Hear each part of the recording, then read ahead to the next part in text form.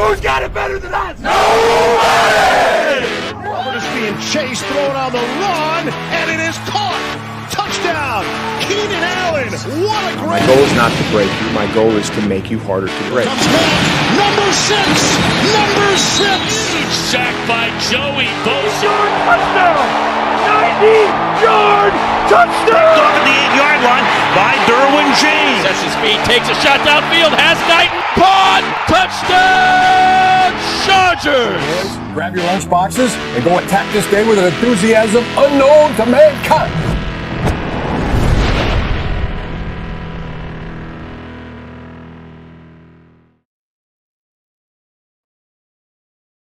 Good morning, good afternoon, good evening, and good night, ladies and gentlemen of the TDU crew.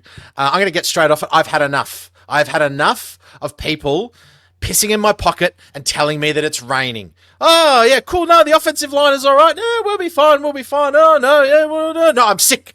I'm sick of it. We have had enough. Justin Herbert has not had a good line almost ever. I'm sick of it. I'm sick of seeing backups of backups of backups. I'm sick of telling, no, we're okay. We're going to stick with Bradley Bozeman. He's all right. I'm sick of seeing Scott Matlock. I'm sick of seeing Tucker Fisk. I'm sick of seeing guys off the street who is blocking for an arguably Hall of Fame quarterback, Alistair. I'm sick of it. I'm sick of it. I'm sick of it. I'm done with it. Call it as it is. We suck right now. We absolutely suck right now. We do. There's no, let's not, I'm not going to piss in people's pockets and tell them it's raining. We suck right now. But the caveat there is that we suck right now. Okay. There's still time. We're still above 500. Okay. I just had to get that out. Sorry, TDU crew. As always, like and subscribe. Have you hit record yet? Or is this, are we on? No. As always, hit like and subscribe. Hit that button. Comment. I know some of you are giving us some Spotify reviews. It's great.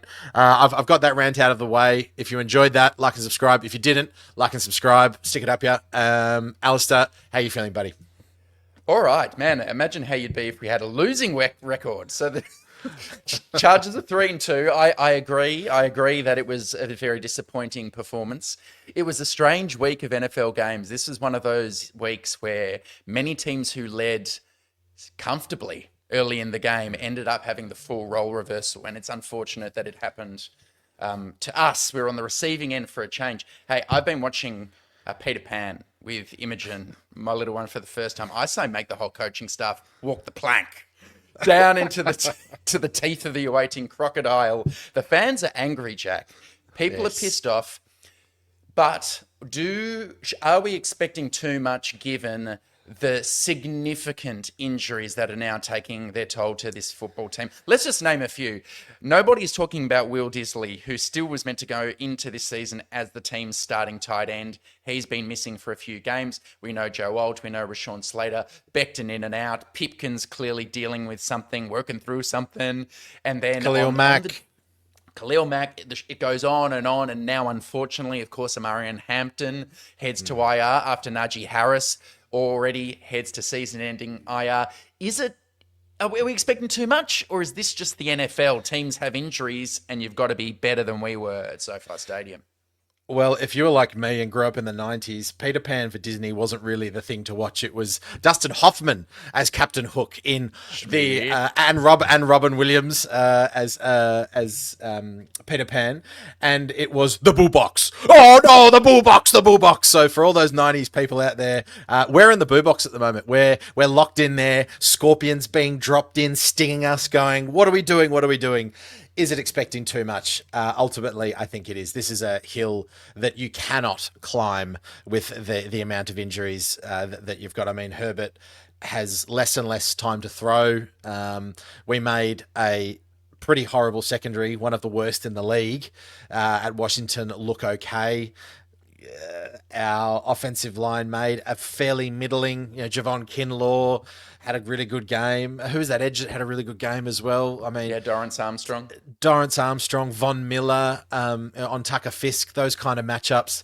And what epitomized the game for me is that it's not just the injuries that seems to be spiraling. It's also what's going on the sideline. This was by far the worst organised game that I've seen from a Harbaugh-led team so far. Obviously, I don't have any idea about the San Francisco 49ers. Let's say Harbaugh's tenure for the Chargers. And what epitomised it for me was that huge fourth down. I have to talk about Alistair because I picked it out. Please, yeah. Conklin runs on. He wasn't sure if he's in the play. Huge play. Could have gotten us back in the game. Ball is snapped. Not only does Omarion have to get stepped on, which caused the injury, which now he's out on IR, but Conklin tries to block, misses. As he's turning around, he's got his hands behind his back, trying to either put gloves on or wiping his fingers. And lo and behold, the ball comes to him and his hands are just too slow, hits him straight on the helmet, gets a falcon, and it's an incompletion. That, to me, is something that you never, ever see from a Harbaugh-led team. I'm not putting Conklin in the gun. Actually, no, maybe I should. Speaking of guys that haven't really been good, we're passing to him who can't catch a thing at the moment. So I'm crestfallen, Alistair, with where we're at this point in the season. Yeah, and it's because not only the coaching, the coaching fell short, but the team just made the critical errors that turned the game. I mean, if you do or don't believe in momentum, but it's hard not to divide this game into two, before and after the QJ fumble. For the record, I'm not especially critical of QJ on that. I mean, the second player, Quan Martin, comes from behind. Okay, it happens. To that point in the game, the Chargers were dominating. They were up 10-0. The defense had started hot the first two drives, I thought. Deshaun Hand had this tackle for loss. You had Molden running down like an animal and hitting the running back in the flat. I think 2 consecutive drives, the Commanders punted to start the game. On our side of the ball, I thought there was some really clever play design. Greg Roman was using QJ the right way, right? You'd fake a toss and then you'd throw a crosser to him coming the other way as the whole defense is going in the other direction. And then next minute, you'd fake a pass and then pitch it out to Hampton. Things were working. McConkey caught a touchdown. The ball was being run relatively effectively behind Zion Johnson. And you're up 10-0. Then turnover happens from that point in the game, Jack.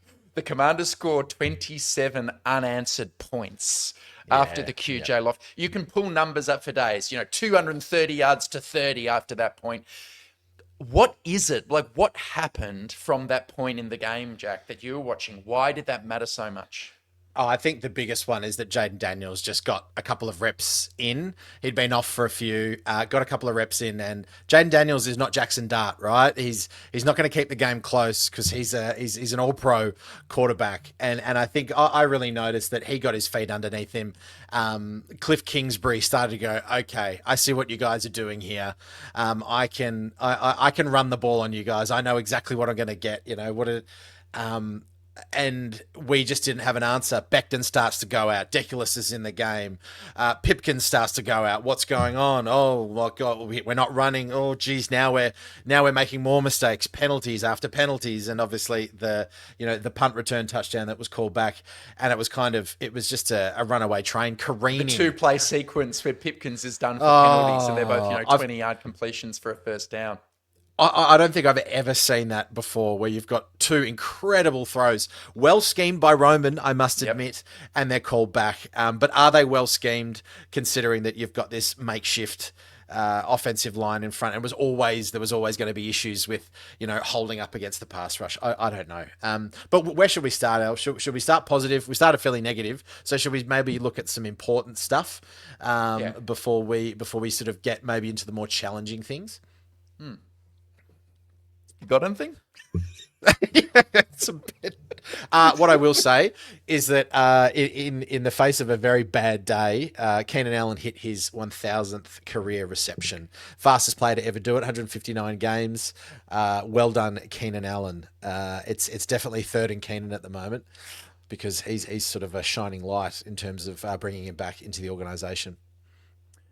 Yeah, if we're talking about positive things, I would start with Omarion Hampton. I thought, his linear progression, in a sense, continued. There's not much that the guy can't do at the moment. He's pass protecting well.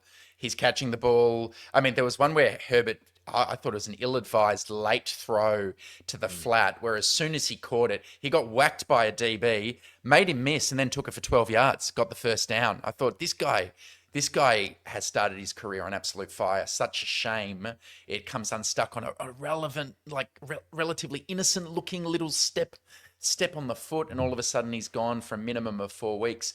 Hey, Quentin Johnston, I know he had that fumble, and thankfully, I didn't see too much backlash on X. I think everyone recognised it was a bang-bang play. It's a good play. Yeah, good play. He continues to catch the ball cleanly, turning upfield.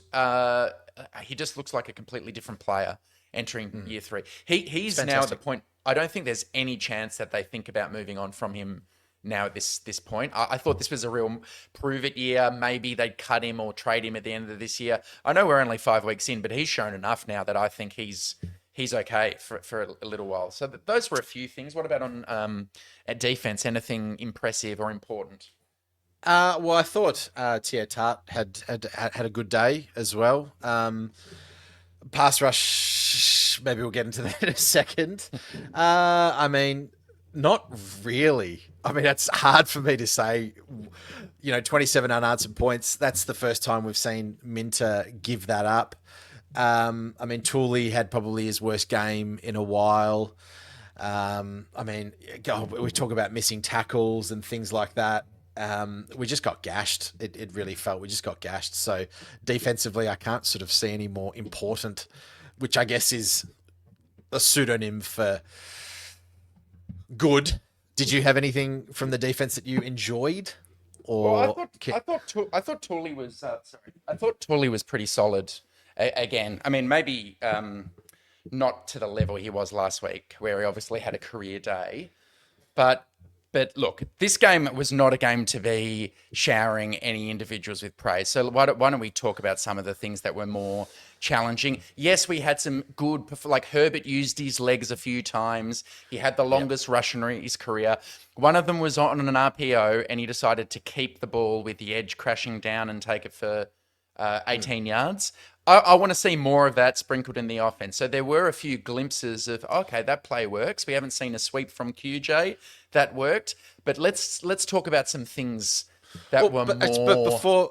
But before we go, what is your... So we're now 5 games into the season.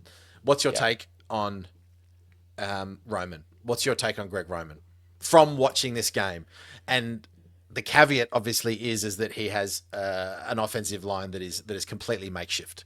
What did you see in your tape dogging today? My conclusion is his poor feel for football games is endemic.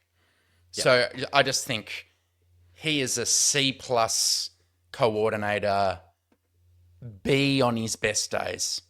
Right. And people might say it's harsh because, we were very complimentary of him for the game plan against Kansas City. As you said, they had longer to prepare for that. I'm talking about in the moment, like the week to week grind, when something goes awry. I feel like his instincts are just off. In this game, I thought he went into the game thinking, geez, we didn't run the ball enough last week and Hampton looks really good. So Hampton got force-fed 12 touches out of the first 26 plays. Your opponent this week is a very good run defense and one of the worst secondaries in the entire NFL. I would have thought, also, they play middle of the field close man coverage and threaten you to pass the ball deep on early downs. Do you know we had 2 passes for the entire game that traveled 20 yards through the air downfield, 6 in total that even went 10 yards downfield. Go on. But the defense there is obviously Herbert is looking at what was his time to throw at one stage, like 2.3, 2.2. I mean, he was trying to, even in jumbo sets, the line is just crumpling. I remember watching an Omarion Hampton, heavy personnel runs to the left and the left side of the line just capitulates completely. And he's, hit behind the line, but is able to, make something of it. See, for me, I look at this game and I don't think Greg Roman is solely to blame either. I'm not saying but you're right. No, not at all. But you're right in saying that. See, rather than giving him a letter grade, let's go for percentages. I think 75% of the time things seem to work, but the 25% of the time when it doesn't work, it's disastrous. That goal line series where we ended up throwing the interception, I really questioned what was going on there. It just with a makeshift offensive line, you're trying to run it in. I just didn't like it. But then Jack, you had Kamani Vidal run the ball for 8 and then run the ball for 11, and it is first and 10 at the Washington 1 yard line. Yeah. Do you want to run QB sneak or run the ball? No, we go play action, passing complete. Second down, we run it, 3 yard tackle for loss, then interception on third down. That's too cute. So before, when you should pass the ball early, they're playing man coverage, we're forcing the run. Suddenly the run game's going and you decide to get cute and go play action pass. I just thought he had called a pretty bad game. Yeah, in that, but then you go the ones where they got called back from the penalties. Herbert's airing it out. The protection was the protection, but I thought those concepts looked good. Sure. But I mean, once you lose Omarion Hampton, I think that was kind of Justin Herbert kind of lost his safety blanket a little bit, because I tell you what, he is going to Omarion Hampton a lot when he doesn't like what he's got downfield within the first second and a half, let's say. So, we're in a bit of strife. We are. Well, here's an amazing statistic: the average depth of target for Justin Herbert from week 1 to this week has gone 10.3, 9.3, 8.6, 6.5, 4.7 this week. Yeah, 4.8. I think it's like, and short of the sticks, almost 60%. Past the sticks, less than 40. And I mean, most of the yards came out yards after catch of 61%. But again, that's like every time an offensive lineman goes out. Yeah. Drop it by a yard, drop it by a yard. Every time that there's a decent rushing attack, drop it by a yard. So you can't. It is circumstance, but I'm what going I'm to say saying. Something slightly controversial. I didn't think the pass protection this week was especially bad.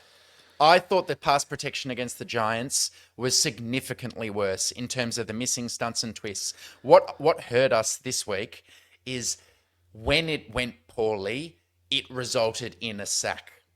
So Herbert did get sacked 5 times.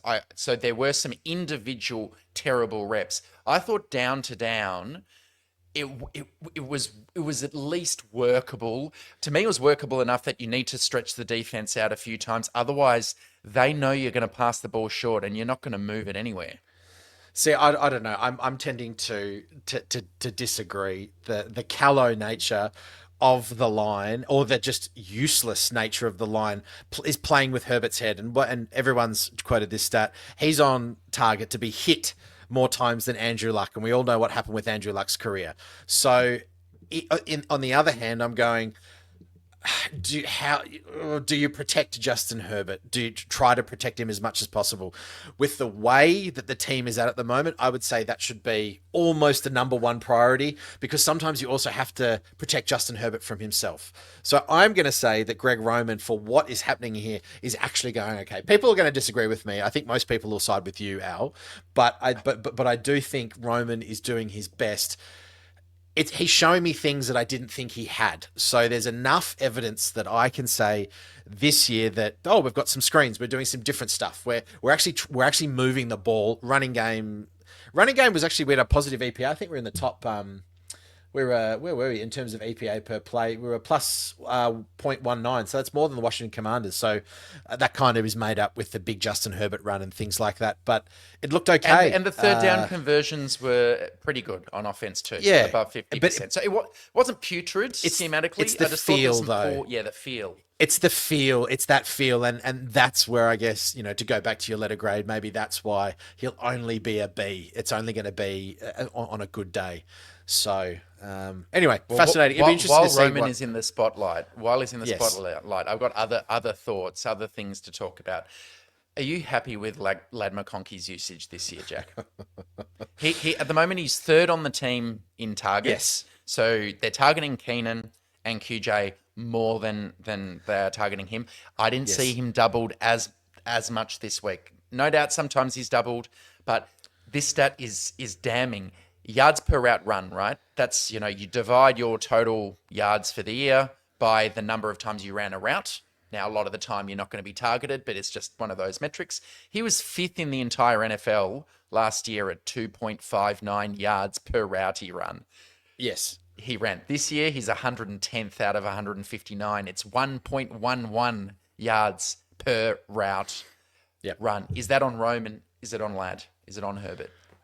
I think it's on team building. I think it's a little bit of that. It's a new locker room. We always thought we were asking questions how Keenan and Ladd were going to mix. Ladd lived in that being Herbert's number one target, ultimate, like all year. And he probably, those numbers are slightly inflated given the fact that he was getting targeted incessantly.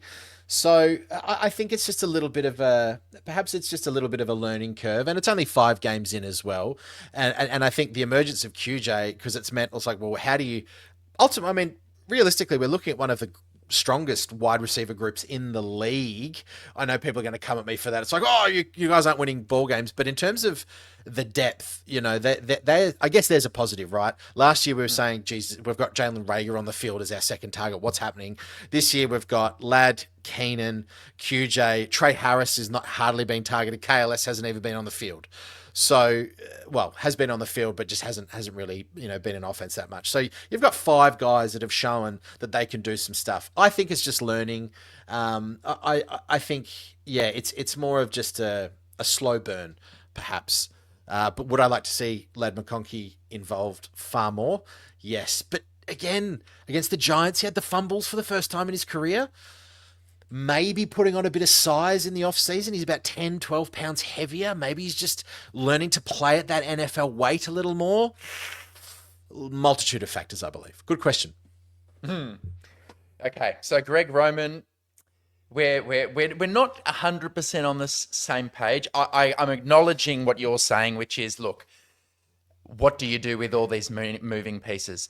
I do think, though, there are other coordinators who would do more than Greg Roman does, just in terms of changing up the looks so it's a little less predictable. I also thought Herbert left a couple of throws out there. I know he graded very highly for PFF.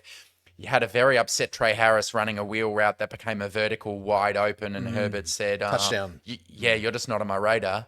And there were 1 or 2 others. You could even say the interception. I know it was a batted pass, but he chose 3rd and Keenan when QJ was uncovering open over the middle. Now, maybe he was the first progression, but he wasn't open.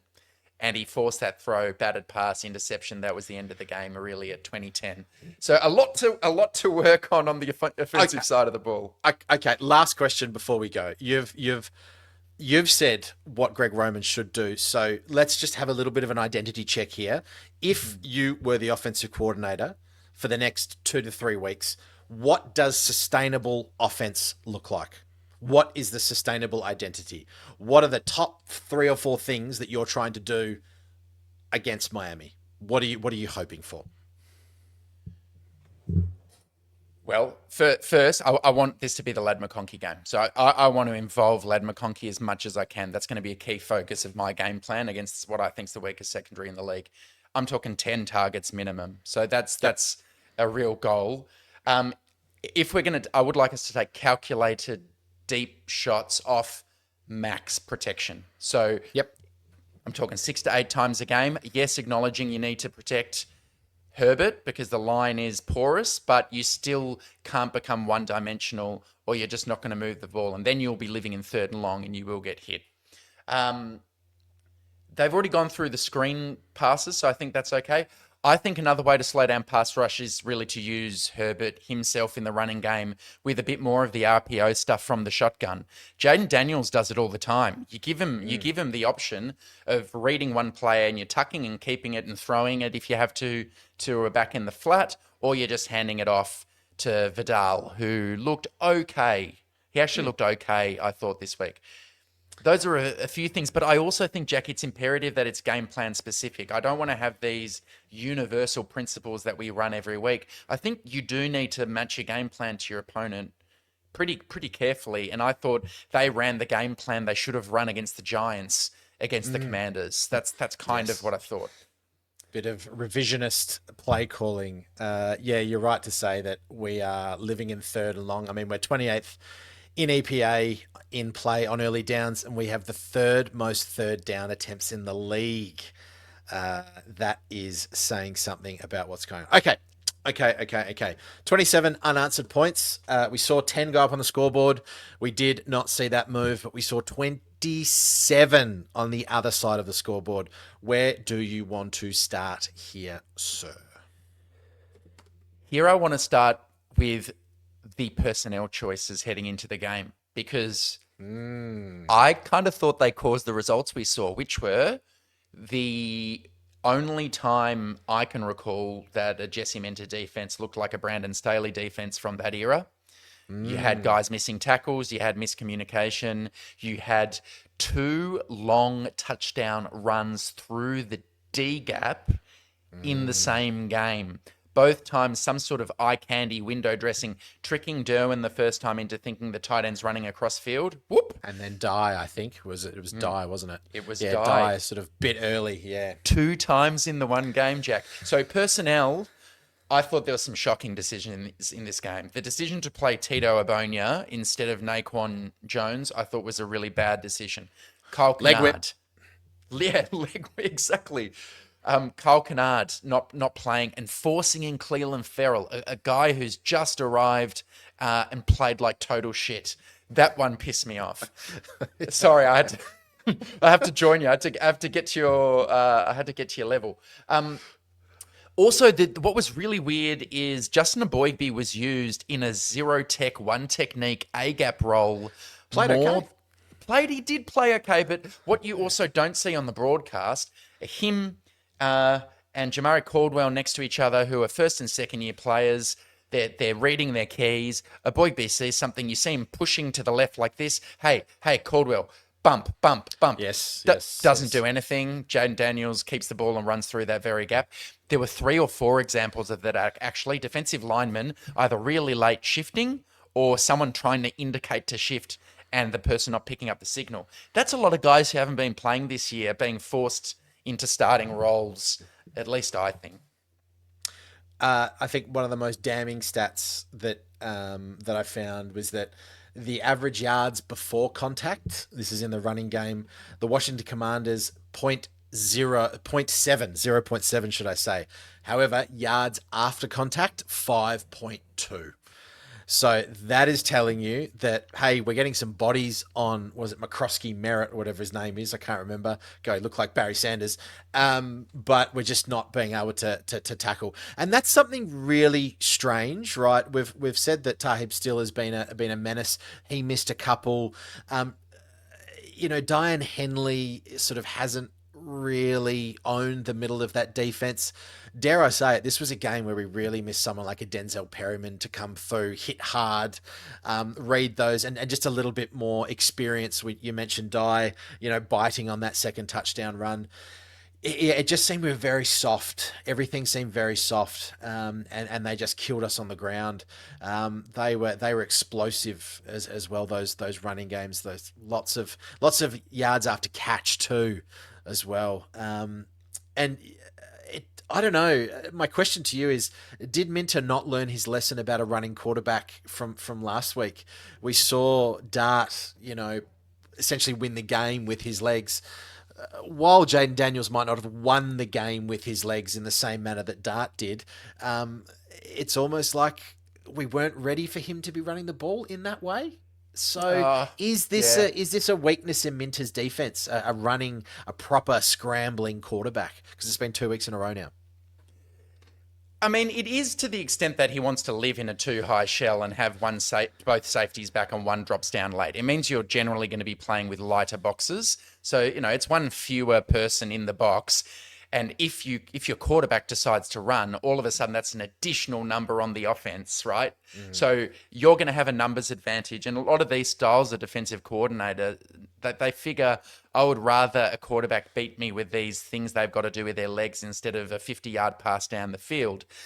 In this game, I actually thought they were fairly well prepared for the first quarter and a half for Jaden Daniels. They would have the dedicated spy. They were forcing him outside the pocket, but always having someone there to make sure he didn't take off. I think Jesse Minter will be pretty pleased with the tape early in the game, but then, I mean, he's just on that almost Lamar Jackson level where he's extremely difficult to stop. And it's not going to help you when you have some contain and assignment issues with the tackles not communicating properly, and suddenly he has an angle on your linebacker and he's going to be able to take advantage of it. But look, if at the end of the day, he's going to look at the total numbers and see that, what did he have in the end? He had 8 carries for 39 yards, 4.9 yards per carry. It's an okay job. The real problem is what happened with the actual running backs. And, you know, we've referred to it, but the real incredible stat Daniel Popper put out is, per True Media, the defensive rushing success rate of 37.5% was the worst single game rate for any defense in a game this season. That's 154 games. Our defensive performance was the worst run defense performance of the year. It's hard for me not to think that is Deshaun Hand coming out of the game, Naquan Jones, who's a big boy, not being there, and you're basically relying on Tito, a Boygby who's undersized, and first-year Jamari Caldwell in the middle of your defense. Because that's been one of the strengths I've thought in the early part of the season, the stoutness up front. They let Dart go a little bit, but I thought the pass rush previous to the game against the Commanders has been okay. Speaking of, let's talk about the pass rush. 59 defensive snaps, only 12 total pressures. You're just not going to win a game with that low a percentage. It was insipid, really. And I guess we're going to talk about in a moment. The Chargers have gone out and grabbed someone, but it was tough to watch. Tough to watch. How did you feel? Kingsbury is known for his air raid college. Hurry up, let's go.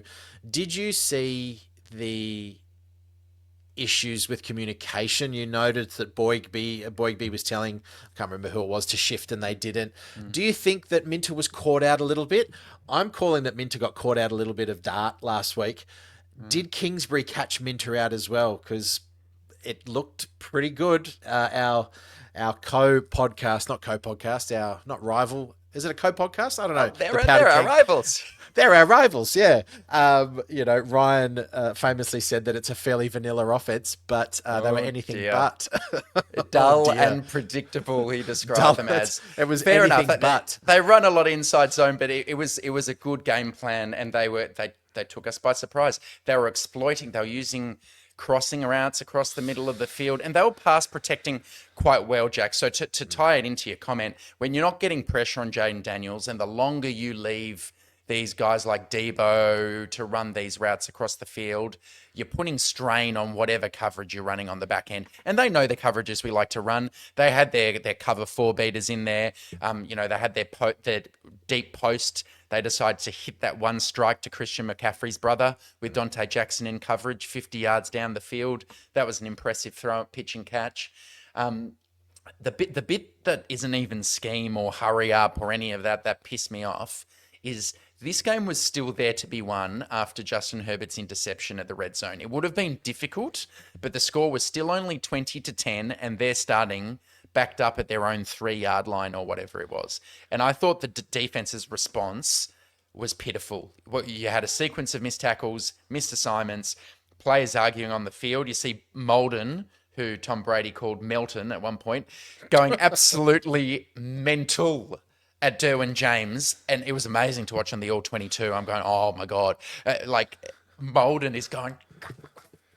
and Derwin's just grabbing and going, oh, it's okay. And he's pointing at him, going, you didn't hear my call. And then Tahib still gives up the defensive pass interference, and it all unraveled from there. So stinky damn performance, Jack. Well, it is the one thing, and let's maybe take a step out to, and let's talk about special teams because we're going to have to, I think. But let's just take one more step back and on what you're saying. Miscommunication, not only was there miscommunication on defense, but there was that very famous clip now that's being played where Herbert's called something, it's called the protection. Bozeman goes to change, and Herbert just yells out "No!" and the ball snapped to him, and they've missed the pressure in the opposite A gap. So there was the issue, and I think Fiken now needs to start perhaps coming under the gun. We've sung his praises on this podcast for a long time, but even that call to go, let's try and block this punt, you're backed up. You're going to get the ball at worst on the 50-yard line. You know, the punter's not able to take those big steps to really put his boot into it. But you know that if you hit him, there's going to be a penalty. And obviously it negated Lad McConkey's incredible play. But it just seems to be that special teams is just not clicking. Now, whether this is new guys and whether, you know, Fiken has had to change some things, I still feel like our gunners are getting blocked. I still feel like the time when teams are returning, you know, our guys are losing as well. Penalties. Oh, this is not a Harbaugh run team. This is, I'm sorry, I'm going to call it. This is not a Harbaugh run team. This is not what we expect of him. You're not getting paid 16 million USD a year for this stuff to happen. Harbaugh's on notice because this is not a Harbaugh team. Harbaugh is on notice from the Teach. I can tell you that. What say you? Well, he's had two weeks in a row with at least 10 penalties, and that's going to get you losses and not wins in the NFL. And the sacks are the real killer. I mean, the stats on sacks are pretty clear. Like, I think it's something like you lose 2 expected points per sack you take in a game on average. So 5 sacks in a game, which the Chargers had in this one, is basically a 10-point differential that you're costing yourself on offense. It's just not sustainable. Isn't it also something like if you take a sack during an offensive drive, you're a certain percentage point away from not being able to score a touchdown or a first down? It's something quite drastic. Tom Brady referenced it on the booth. He's like, you know, or I was watching something when it was just the coach is like, if you're going to just throw it away. Just throw it away, because if you take a sack, it is heavily detrimental to your, let's say, APA or your expected. Well, the best data I found is drives with at least 1 sack result in a punt 53.4% of the time. So there you go. Drives without a sack result in a punt 35.2% of the time. So it's a delta of 18.2%. Just 1 sack. Yeah, cool. Turf it. I've got a bit of a leadership question for you, Jack, because you mentioned Bradley Bozeman, right? And of course, Daniel Popper, just like a snake, he's coiled and just ready to strike with those fangs. He asked, you know, quite innocently to Jim Harbaugh, like, well, you know, what makes Bradley Bozeman a valuable player for the team? And Harbaugh said he's a good, productive player.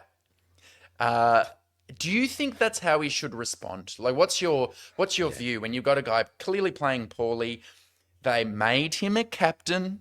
I think that's a ludicrous decision. I know it's voted for by the players, but you cannot have a captain whose spot on the team is in jeopardy, in my opinion. But how about Harbaugh's public persona? What's your view? Does a good leader call out poor performance publicly, or do you put on a brave face and speak shit like Harbaugh did? The latter. You do. Okay. It's what face you put publicly says something about the quality of you as a leader, I think. We do see teams or coaches or leaders that publicly shame or publicly put players on notice. That's one method of doing it. Harbaugh is from he's a player's coach. He said he always has been. He's been that way. He's old school. I still think that you set the standard of when you're facing publicly, you set the standard for your organization. So if you're out there being coy and I'm not saying that Harbaugh's not coy, but, you know, being a little bit sarcastic on certain players or maybe giving away too much, you know that the media is going to take that little sound bite and they're going to use it. And that player the next day is looking at or is watching something and going, oh, geez, fuck, coach really put me in the gun. you'd much rather have those conversations privately, behind closed doors. There is not one iota of me that is sitting there saying that or thinking that Harbaugh is going, hey, nah, this guy's the best. Everything in the offseason would suggest no. The fact that we extended him, the fact that he's going to be the starter, Andre James hasn't even seen it. We haven't even tried Zion Johnson out. But there's got to be this, what are you doing internally? He's a leader. You take him off the field. What does that say about your other leaders? It's this tight balance. And I think there's so much going on behind closed doors. What's one thing you can control? That's how you present to the media. And Harbaugh will always be consistent in that way. As frustrating it is for fans to be like, come on, say something, like, do it. I think that's what you're going to get. And to be honest, if I would rather that than someone losing their mind like Brandon Staley did after the Raiders game. I'd much rather see the composure, the calmness, because players see that and go, okay, he's under the gun being questioned. He's calm. I've got some confidence. That's where I sit. Nice. Don't give Popper his soundbite. We've got a lot of mailbag questions to get to, so shall we move on to our awards? Jack, are you done? Yes. Have you thrown that game in the rearview mirror? Torch it, turf it, put it in the bin. All right, snakes and ladders. Yeah, just before we end, I'm about to end school holidays, and I was looking 3-0 going to the school holidays and going, we've got the Giants and we've got the Commanders. I'm going to enjoy this. This is going to be great. I'm going to get up on a Monday morning. I don't have to go to work. I can just have a coffee. I can watch, and I get dished this. Terrible holidays. I shouldn't say that. They've been great, but Murphy's Law. You're watching dudes wearing moon boots. That's about your favourite players sitting there on the sidelines with crutches, like a 17-year-old Jack Reeford-Reed. All right, snakes and ladders. This week, I'll just do it very quickly because, slim pickings to choose from. Up the ladder, we've mentioned Tier Tart. He's a real fire starter, man. That forced fumble was a brilliant play in the game, and in different circumstances could have got us back into it. So I really love his aptitude. I'm also going to give up the ladder to RJ Mickens for reasons we'll get to shortly, but he now has a sliver of hope. And down the snake for the two negative performers this week, I thought Marlo Wax made two special teams gaffes before the third gaff where he accidentally roughed the punter. So he goes down the snake, a guy a lot of people were excited to see make the 53. This is why those back end of the roster 53 guys don't get the coaches that excited. They know, well, we'll see how they go in live action in the regular season. Well, it cost them a punt return touchdown in this instance. And the other one, Jack, Diane Henley, down the snake. He had the flu game, and he may as well still have the flu because he's playing like it at the moment. He needs to lift his performance. Back to you. All right. I'm going deep into US Navy history here and another bit of leadership. Have you heard of Captain James Lawrence of the USS Chesapeake, Alistair? I have not. Anyway, so for the US naval fans out there, and if you've served in the Navy, the US Navy, you'd probably know this. But here we go. In 1813, Captain James Lawrence of the USS Chesapeake was mortally wounded fighting HMS Shannon. His final order, don't give up the ship. His mate, Oliver Hazard Perry, had those words stitched onto a bold ensign, which is a flag, by Margaret Forster Stewart, then flew it in the Battle of Lake Erie on the USS Lawrence as the Americans turned the tide. That flag lives on at the US Naval Academy, where midshipmen read it as a call to honour, courage, commitment. It's a rallying cry in fair or stormy weather. Hold fast and finish the mission. That is us now. The Chargers are a leaky ship. Tackles down, the interior are creaking, penalties punching holes below the waterline. The lesson isn't wait for calm seas, it's damage control. This is a good segue into perhaps what we're going to speak about. Fight the ship. Shore the bulkheads. Simplify to half slide, chip keep more personnel, 12 personnel, jumbo sets. Let's get the ball down the field a little bit. Justin Herbert, pump the bilges, all right? Let's get the water out. Let's use your legs a little bit.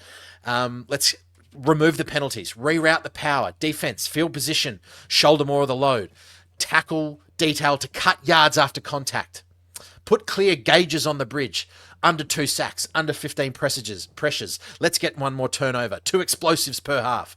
That's how a battered crew stays afloat long enough for reinforcements to arrive. So the message to the locker room and the fan base is simple as an old sail. Don't give up the ship. We may be taking on water, but with discipline and purpose, we can hold on course, steady the crew, and be there to strike when the seas settle.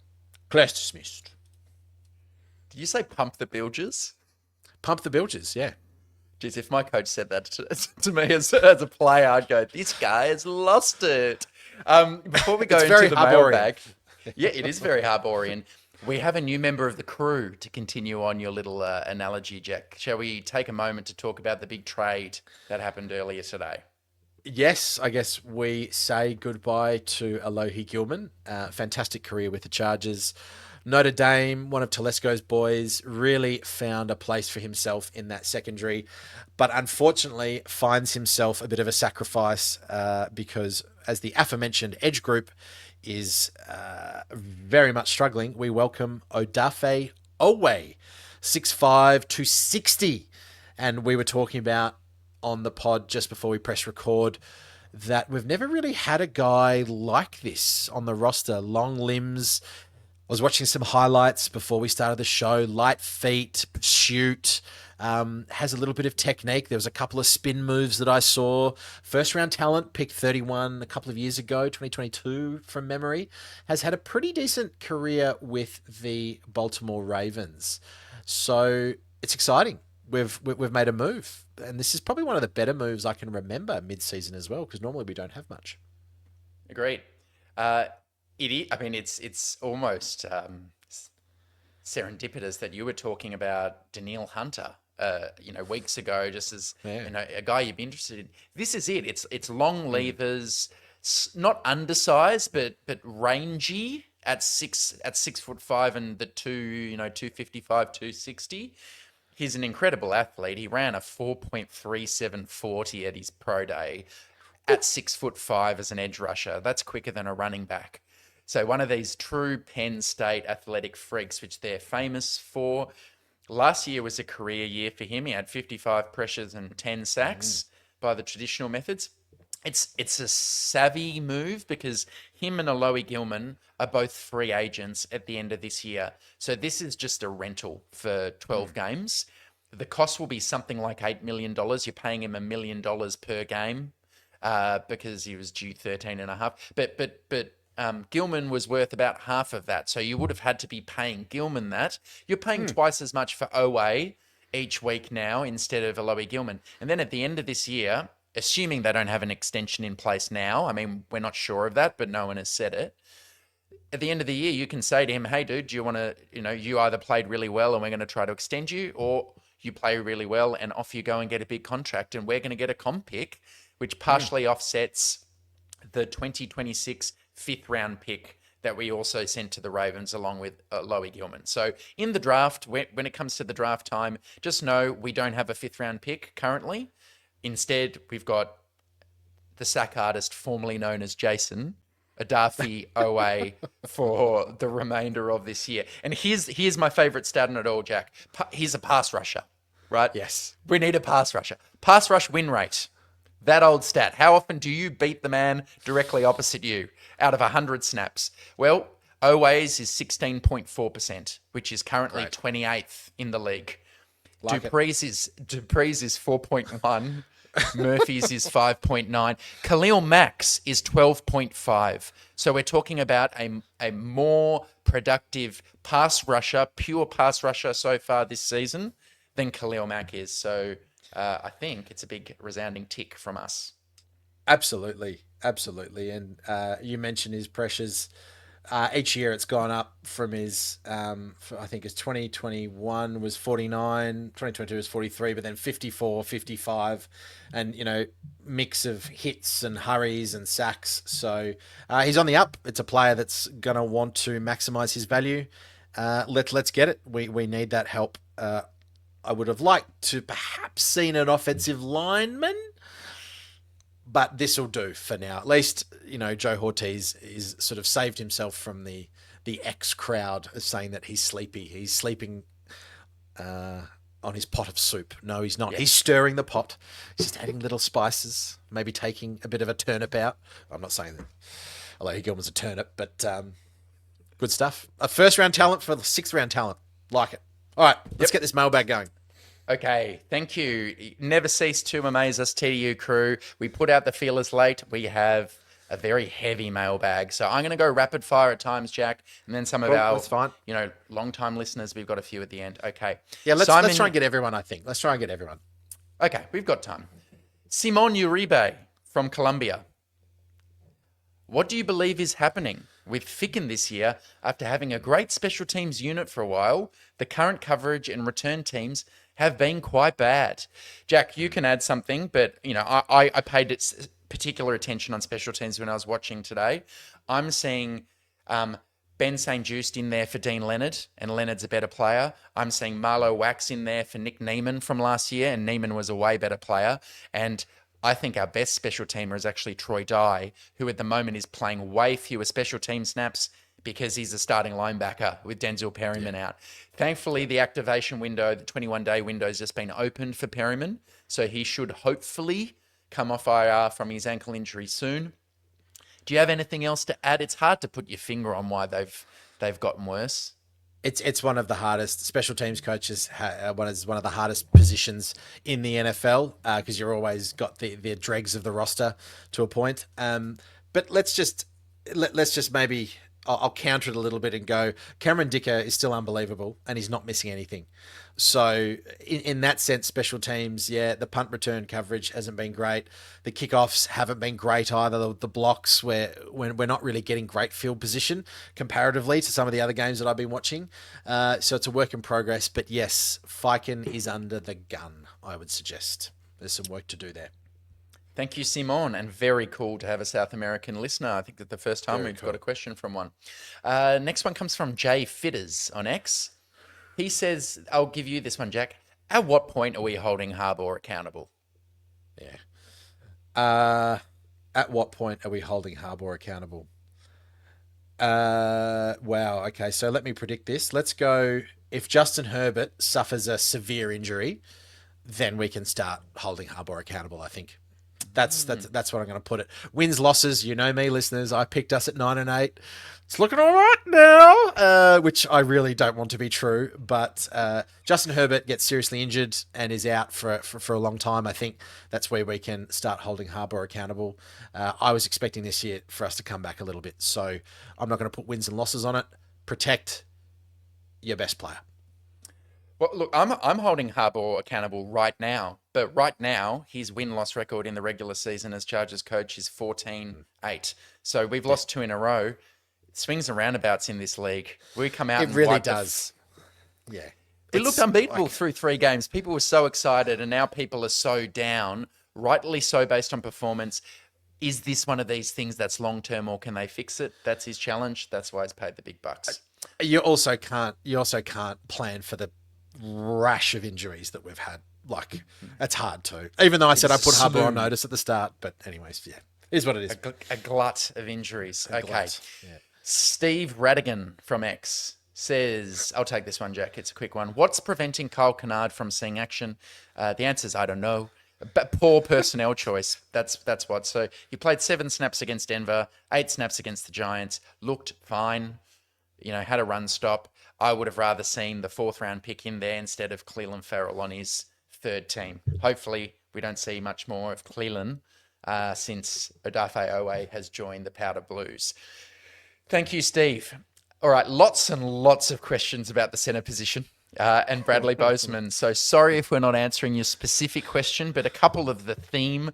Bolt Pickle on X says, when will Bozeman be replaced genuinely?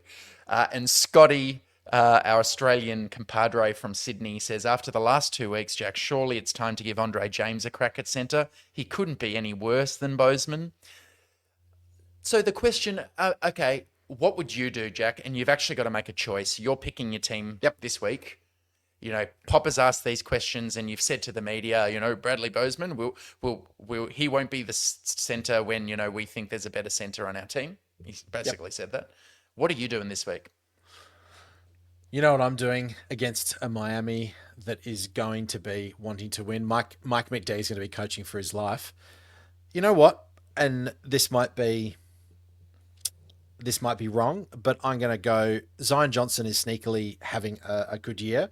So I'm going to see what happens if I take the play calling abilities away from Bozeman and to say, hey, mate, I reckon you might be better at left guard. I'm going to take away that cerebral element. Just focus on yourself. Zion, you're playing incredibly well. You've got the confidence here. We think you are going to be really great at the center position. Swap them around. Hey, try it for a couple of series. If it's not working, swap it back. I just think we need a cerebral person at the center position. I'm not saying that Bradley Bozeman isn't cerebral, but the fact is there seems to be this disconnect between he and Herbert from that interaction. So I think you don't do anything too rash bringing in James, because you've also got to think that Bradley Bozeman is a captain. So keep him on the field. Just be like, hey, buddy, we're just going to put you there. So there's that going on in the background too. That's what I would try. There we go. Love it. Jack, the intellectual snob, preferring the computer scientist, Boston College guy over the Alabama boy, Bradley Bozeman. But no, the on-the-field performance certainly warrants I did not mean to disparage Bradley Bozeman, but just look, we got to try something. Yep. These two are both rhetorical. Matthew Trukinski from X says, I hope Oweh is ready to learn guard. And that's good, Matthew. Well done. That's great. Manny Ramirez on X says, will Justin Herbert be alive after this season? Yeah. I hope so. All right. A couple questions from old Big Daddy E. Eric, based in New York. Thank you. Long-time listener, Eric. The first one's football related. The second's a bit of fun. So the football question, do you think the cupcake schedule last year made Harbaugh and Hortiz overvalue the strength of the roster? Oh, that's a really good question. Oh, no. I'm going to say no. I feel like they've got this 5-year plan. I feel like they've got this just slowly. Let's just see. We're going to build a sustainable... I have no evidence to think of that other than the way they've kind of approached the drafts in the off season. We had so much cap room this year and we didn't really seem to utilize it as much as other teams did in that place. So I'm just going to feel that Harbaugh has got a good sort of 3 to 5 year plan that they're building towards. Whether that's been articulated to the players, whether it's kind of something that's just spoken behind closed doors. No, I don't think they overvalued the roster. No, I don't think they did. I think they're kind of clear with what they've got. But you've obviously never going to admit that. That's where I'm at. What say you? Yeah, I think their philosophy is very clear and they believe in this one day at a time, one deal at a time view. And they'll set a price on a player and decide, if we don't think you're worth that, we're not going to pay it. And that makes, from the outside, you view that as overvaluing who you've currently got, because you're not willing to spend more to bring in more talent. But what they will do, and it's just at a different time of the year, they've got the cap space now, so they've brought in Odafe Oweh, who you could view as a free agent type. You haven't made the signing in March. You've made the signing at week 6 after you've sat and observed and decided what parts of your team you need to improve. It's just a little bit different. I'm not saying it's perfect, by the way. There's room for criticism and certain respects. I don't think they're guilty of overvaluing myself, though. I really think they should have looked into improving the offensive line. But then their argument is that, hey, we signed the best left guard. We drafted an all-pro left tackle. We signed Mekhi Becton, one of the best guards in the league. We're going to keep Bradley Bozeman because he's got a first-round pick next to him. He's got another first-round pick next to him. He's got first-round pick at tackle, first-round pick at tackle. So you know what? His play's going to improve no matter what. So, it's just this acute what's it called? An amalgam of issues. But I still think not taking... Branson Taylor has a bit of a fail. Not taking more rookie offensive linemen is just looking a bit bad right now. Anyway. Agree. And Eric's second question, I'll go first. I'll let you consider it because I've had some time already to think about it. You're on an island where you can only eat one food forever. What would it be? And there's a caveat. You can alter foods with toppings or sauces. So he said you can choose wings and have different sauces on the wings each time, right? Okay. I'm going to say I'm hoping if I'm on an island, I'm shipwrecked and someone might come and save me at some point. So I'm going to channel my my UK heritage and go maybe Irish and say potatoes. Something that has carbs, tiny bit of protein, some vitamins. I reckon that can keep me going as much as most food sources.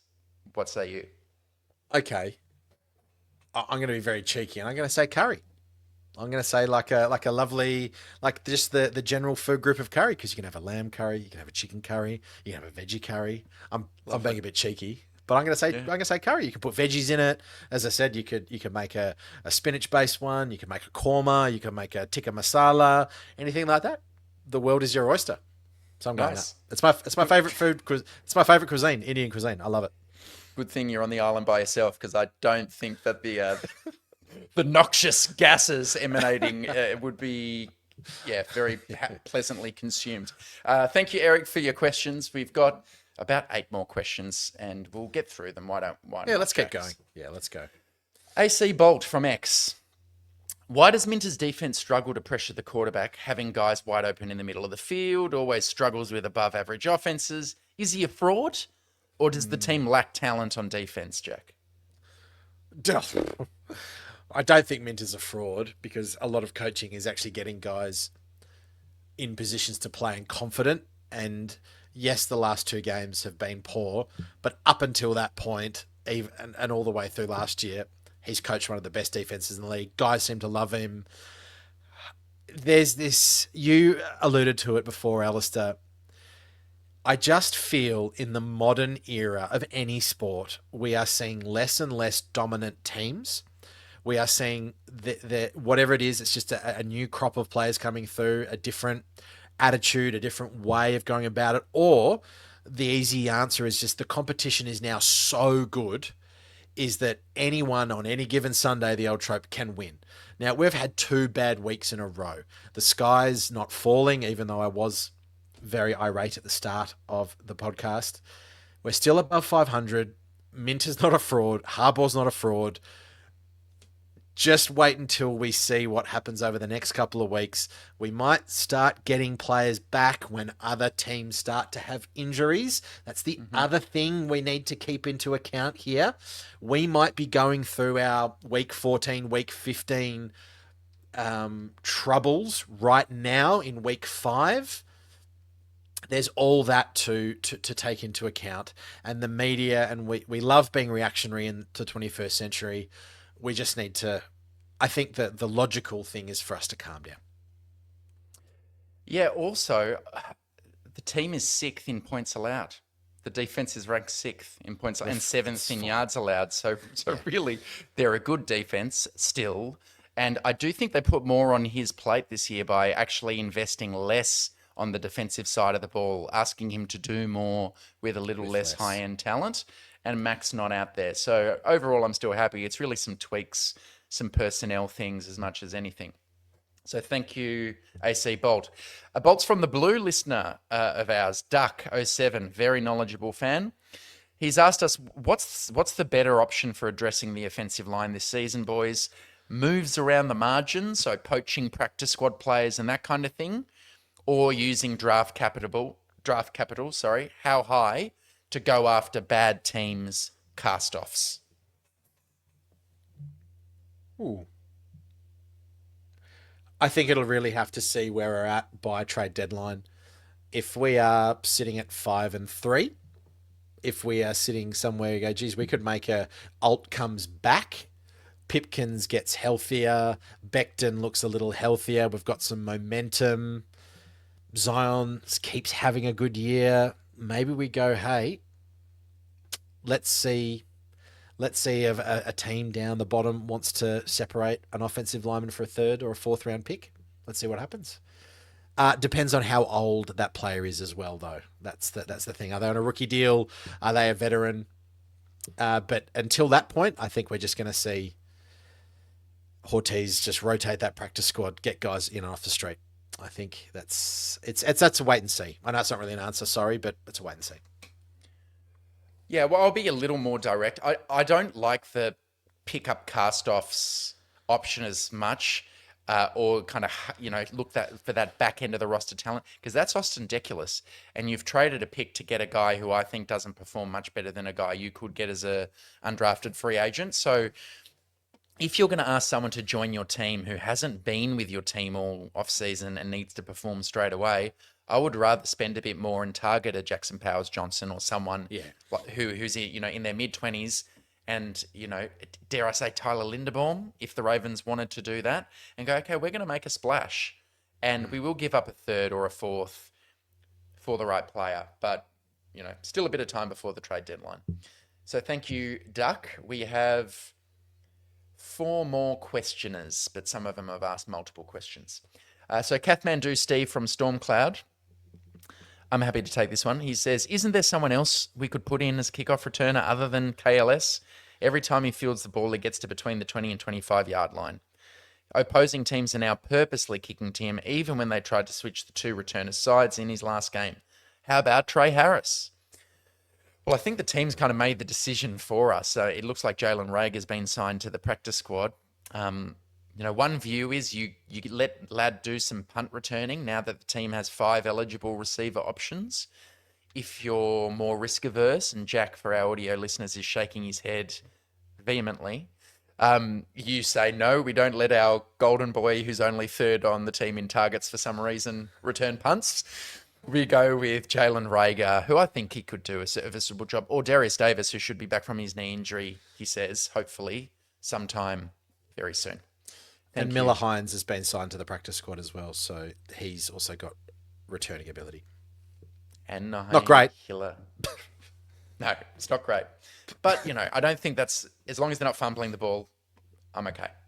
Yep. Diesel 85, bolts from the blue. Sorry, this is rhetorical. What team should I root for instead? My internal organs can't survive this. But then he asks a couple interesting ones. What position group or player has exceeded your expectation from before the season? That's a good question. Or what group has been a disappointment? Maybe one of us take exceeded and the other take disappointment. Yep. Which one would you like to take? Oh, I was sorry. I thought we'd have 2 players each. I don't mind. Okay. Start us up. I'll go. Oh, no. Oh, sorry. I'll go. No, you go. I'll take exceeding. You take disappointment, if that's okay. Mm-hmm. Okay. Tahib Steele, I did not think he was going to be as good as he is. Had a down couple of weeks, missed a couple of tackles. Yeah, but before that, after week 3, we were singing his praises. I thought he's been hot in the run game, good in coverage. He's really taken a step up, and he's been great for a 5th round pick. Agree. He's been excellent. He would have been one of mine. A disappointment? I'll go a position group, tight end group generally. I know Disley's been out injured, but I was pretty excited by the Tyler Conklin signing. I thought, great, pairing with Justin Herbert, he's going to catch everything and be quite productive. He's been awful. Gadsden has flashed, but they've got so much faith in Gadsden. They're playing him like 50 snaps as a true 11 personnel tight end. And I don't know, it's getting a little predictable how they're using him.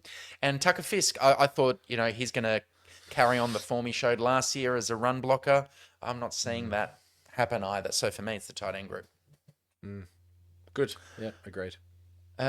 He asked another one, actually. What are we going to do? Okay. Why do we not have a mascot?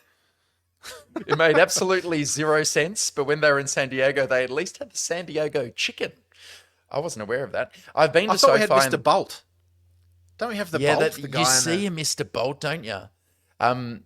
He basically says SoFi is lacking a bit of spirit. It's almost like they tried to get rid of anything that could possibly offend anyone, and what they're left with is a generic sports team that could be from anywhere in the world. Okay, so you're saying we shouldn't have Tequila Taco as the Bolts mascot or something like that?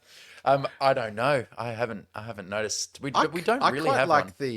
I thought it was the San Diego Superchargers. Wasn't there a horse for a while. They had like it was sort of a horse thing, but then the Broncos and I don't know. Yeah, I thought there was the Superchargers or something. There was a horse motif or something like that. I can't remember. I mean, that's probably before our time, even on this earth. Yeah. But I don't know. I mean, you've been to SoFi. What would you do? You've seen the atmosphere. What would a mascot be?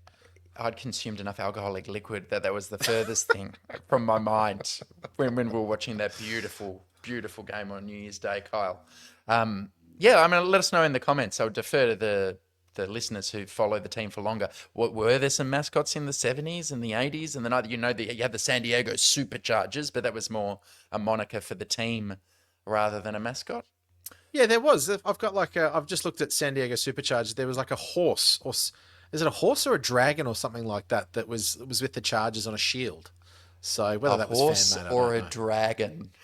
Well, I don't know. Like, it looks like a dragon. I don't know. Anyway. 2 questioners left. Thank you, Diesel. Glad I got to that at short notice because you did put an effort in thinking a bit outside the square, which we like. 2 very well-known listeners to NJack. Let's go with Kev Diego first, our Kev. Storm Cloud compatriot. Start with this one. What do you attribute Chargers injuries to? Bad luck? Training staff? Yeah. I would question... The only one I'd question... there's 2 I'd question. I'm worried about Mekhi Becton long term. The fact that he said he's dealing with something that he's always dealt with, and that ended up being 3.5 weeks on the sideline. He's coming in, he's coming out, he's on oxygen, he's shitting his pants.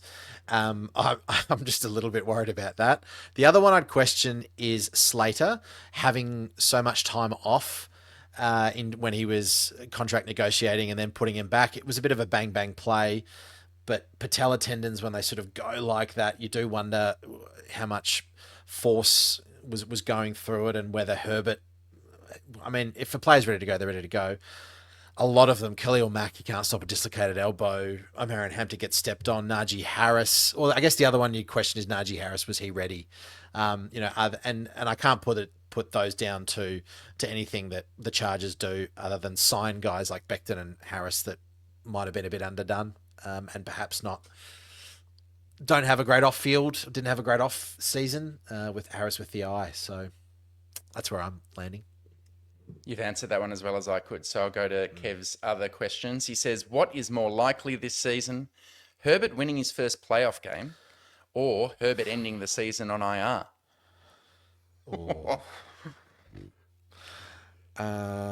What do you say? Well, he's done neither before in his career. So I'm going to be positive on this one. I'm going to say he gets hurt, but he's never had a season-ending injury, and I'm going to be positive and say this is not when he starts. I'm going to say it's more likely the team writes this thing and wins a playoff game. Yeah, I'm going to say that too. All right, grade the coordinators, says Kev, for the first quarter of the season. Maybe we do one each. I'll start with Ficken. I'm actually going to give Ficken a C-. Ooh, that's very close to fail. Well, I'm not going D and E and F. I mean, they are the 28th ranked special teams per PFF. They're 24th in average yards per opponent punt return. But why I'm not right down in the cellar is because I'm not seeing like the blocked field goal, the real, losing the game through pure stupidity where guys are, accidentally trying to rush the kicker and they get a re-kick, that kind of thing. We've had 2 bonehead plays. We had a Darius Davis fumble. We had the Marlowe wax one, but I always think that's super unlucky, man. He almost smothered that kick, and then his weight just brushed the kicker's leg. So, yeah, not a good start for Ficken, but it's still only a 5-game sample, and he's had a long history of strong performance. So hopefully he fixes it up. Greg Roman. Oh, no, give me Minter. Jesse Minter. I'll say Jesse Minter, A-. I still think the defense is playing well. What are they? Per Summa Sports, they're 9th in the league for EPA per play at negative 0.04. Their total EPA, they're 8th in the league. Their EPA in the pass game is their 8th. Their EPA in the rush game is that they're ranked 21st. So, I mean, essentially, That will when be you look that at game. That game's really it will be killed that you. game. So when you look at those, you're in the top 10 for most of those stats. You have to be in the A range if you're in that top 10. So I say Jesse Minter, even though people are thinking he's washed and stuff, A- for me. Good one. Roman, I'll give, depends how you look at it, B- or C+. He's not quite good. He's basically satisfactory. They're 25th in points scored, but 12th in total yards. He's fine, but he's not helping you win a championship. Last question from Kevin. And then we've got one from Tao. This is a good one. Jack, what is one change the Chargers could make to stop the 2-game losing streak? Do you want to go or do you want me to start? I'll go. I will say you've got to get into that offensive line room, Mike Devlin, whoever it is, and give them a firecracker and say, we are going to punish the opposition. We are going to punish them. I want you to get downhill.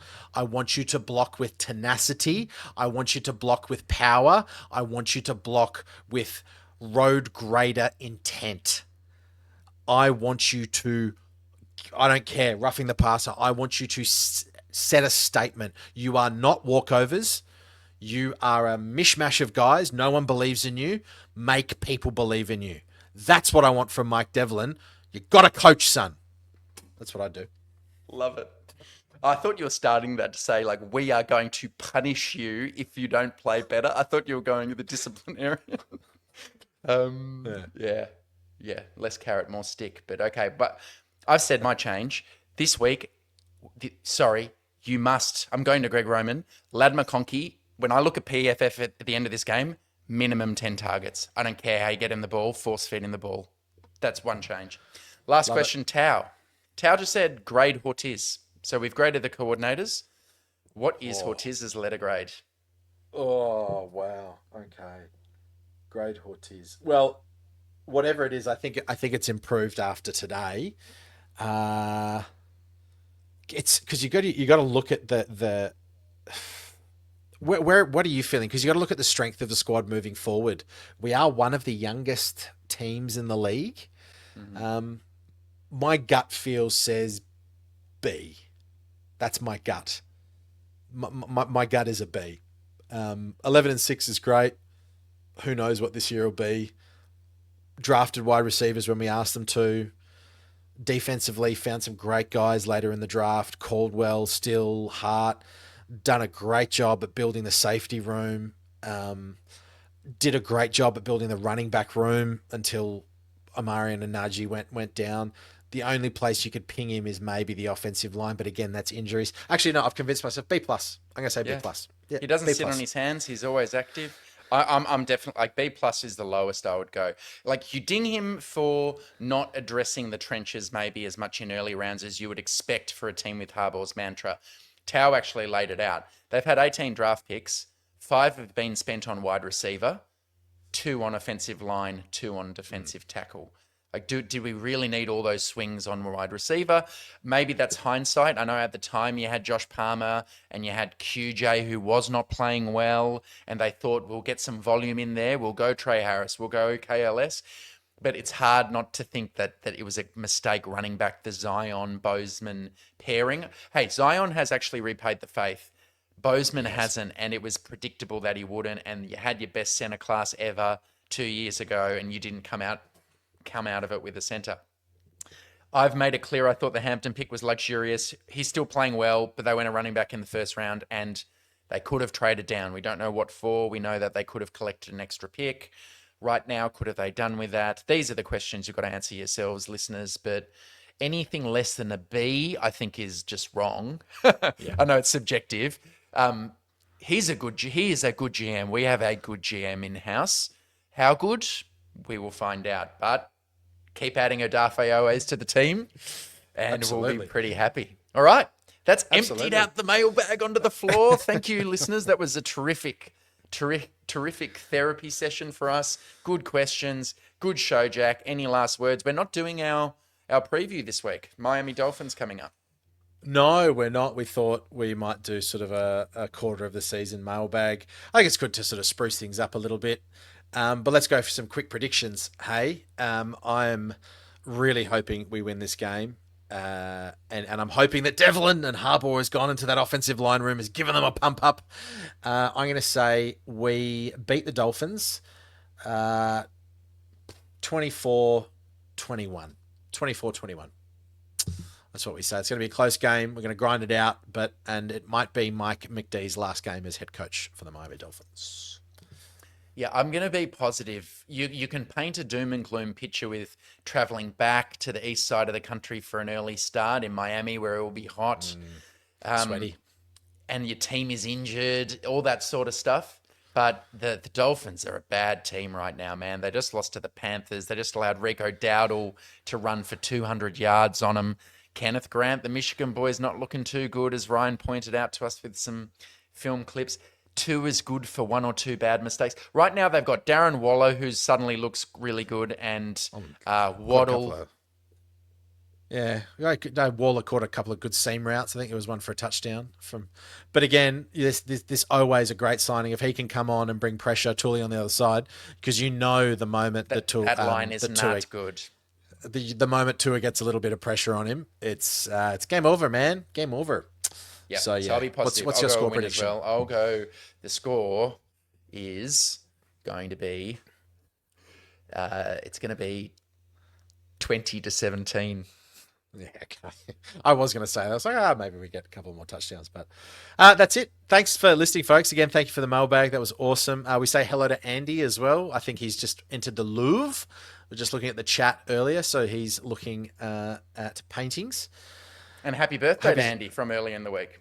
Indeed, I forgot about that. Happy birthday, Andy. Hope you're well. To all our listeners, happy birthday if it's been your birthday as well. Let's just throw the birthday love out there. As always, like and subscribe. Alistair, it is always a pleasure to do this with you. Good therapy session. I feel a little bit better now. I feel good. Me too. I feel good. We'll see you next week on the Thunder Down Under podcast. Ciao.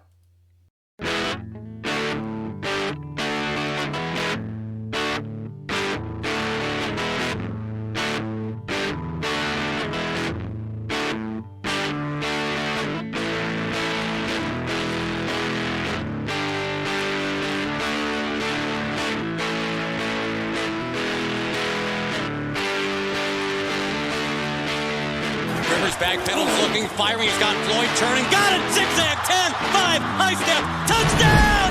San Diego! Woo! Good night! Good night to all!